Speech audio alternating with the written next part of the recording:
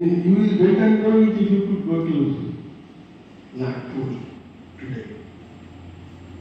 There you could see that how people celebrating these days. So everybody told that he was the first law minister. Very good.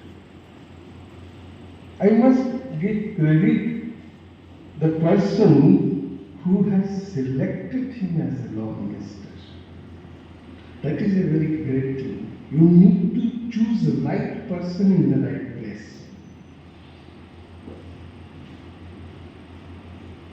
We are not able to keep focus on any particular topic more than 30 minutes. But he took 3 years to draft that constitution, being a chairman. He was also having some other work. Till he was working continuously for 3 years for drafting the constitution. And once he was asked by others, how do you feel your creation? What was his reply? He told, whether it is good or bad, I don't know. But it depends on the people, those who are implementing it. If it falls to the good quality people, definitely my constitution will be very good, nice. And if it is in the hand of bad quality people, then its implementation will be bad. किसानी करेगा और जो चौथा वर्ग होगा इन तीनों वर्गों की सेवा करेगा। यह कर्म पर आधारित होगा, किंतु कालांतर में लोगों ने अपने स्वार्थवश सुविधानुसार इन्हें जन्म के आधार पर परिभाषित कर दिया। कैसे? जो विद्या दान करने वालों के यहाँ जन्म लेगा वही विद्या दान करेगा, चाहे वह उसका योग्य हो या ना हो। जो दलित के यहाँ जन्म लेगा वो ये तीनों वर्गों की सेवा करेगा, भले ही उसमें बहुत ज्यादा योग्यता क्यों ना हो।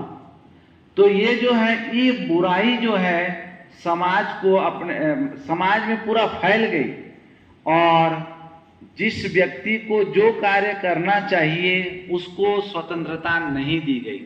तो डॉक्टर भीमराव अंबेडकर ने दलितों के उद्धार के लिए बहुत महत्वपूर्ण काम किया।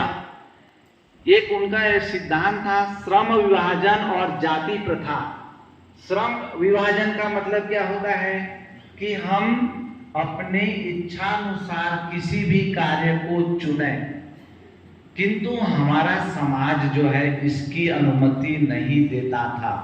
किंतु अभी जो है हम अपनी इच्छानुसार किसी भी कार्य को चुन सकते हैं। मैं यदि चाहता हूं कि मैं पूजा पाठ कर्म कांड करूं तो मुझे इसकी स्वतंत्रता है। यह ऐसे ही नहीं मिला है। इन महापुरुषों के द्वारा सतत संघर्ष करने के बाद हमें यह स्थिति मिली है। एक वक्त हुआ करता था कि ऐसे बैठकर के आप शिक्षा नहीं प्राप्त कर सकते थे, उसमें भी ऊंच नीच भेदभाव ऐसा हुआ करता था। महाभारत की कुछ घटना आपको स्मरण करा दूं। ये पांडव कर्ण जो है एक विशेष वर्ग से संबंधित नहीं होने के कारण उसे गुरुकुल की शिक्षा से वंचित करना पड़ा। तो श्रम विभाजन और श्रमिक का विभाजन दो शब्द होता है। श्रमिक का विभाजन का मतलब होता है कि जन्म के आधार पर उसे कार्य दे दिया जाए, और श्रम विभाजन का मतलब होता है उसे अपनी इच्छा के अनुसार कार्य दिया जाए। तो वर्तमान में हमारे इन महापुरुषों के द्वारा जो अथक प्रयास किया गया, आज हम उसको देख रहे हैं और सबको समानता के साथ व्यवहार किया जा रहा है। सब अपनी इच्छानुसार शिक्षा प्राप्त कर सकता है।